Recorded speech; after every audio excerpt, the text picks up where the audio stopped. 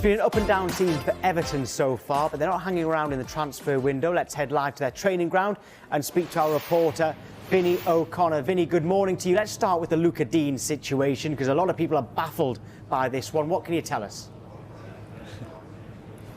I don't think anyone would have seen it coming, certainly when he signed their new contract back in February of last year as well. But he hasn't played since the 4-1 defeat to Liverpool. Obviously was subsequently left out against Arsenal. Back on the bench at the weekend against Brighton, but an unused substitute, and as I say, hasn't figured since really falling out of favour with Rafa Benitez. And what we know is that there are 4 Premier League clubs interested in signing Lucas Digne. They are Chelsea, West Ham and Newcastle, and as yet, I should say, unnamed Premier League club. On top of that, there's interest from abroad as well. We knew of Inter Milan and the fact that they were looking at a loan deal for him. Also Napoli and the fact that they're looking for a loan deal as well. And that probably doesn't suit Everton. Well, it certainly doesn't suit Everton as well, because Lucas Digne is certainly a sellable asset at the minute. They have already moved in the transfer market. As we know, Rafa Benitez is looking to do further business in this transfer window as well, and given the financial fair play parameters that Everton are working within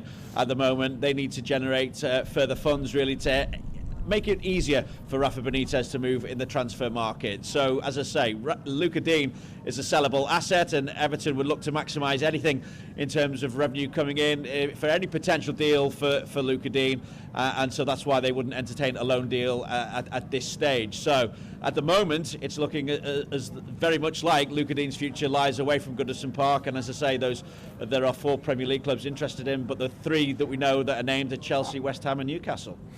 You mentioned about players coming in. 2 have come in already, and they've cost a bit of money. Is that a clear sign that the board continue to support Rafael Benitez?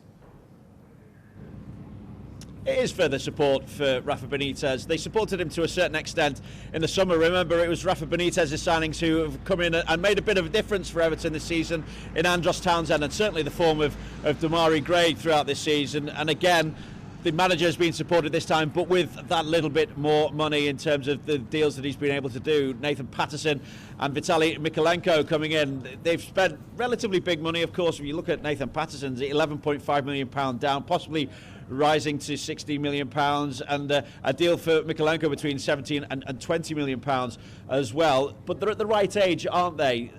In many respects, Everton need players to come in and make an instant impact. We'll wait and see whether that happens with Patterson and Mikalenko. But the fact is that Everton need to do deals where they are buying, to a certain extent, potential, but players that in the future they can potentially make money on as well. And that's why they've brought players in Patterson and Mikalenko at the right age.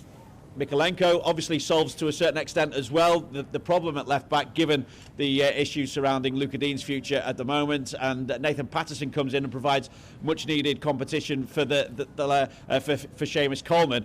At the same time as well, there'll be you would think that Rafa Benitez is looking to offload further players to generate more funds. As I say, he's still looking to bring in another 1 or 2 at least within this transfer window. John Joe Kenny, his future could possibly lie away from Goodison Park.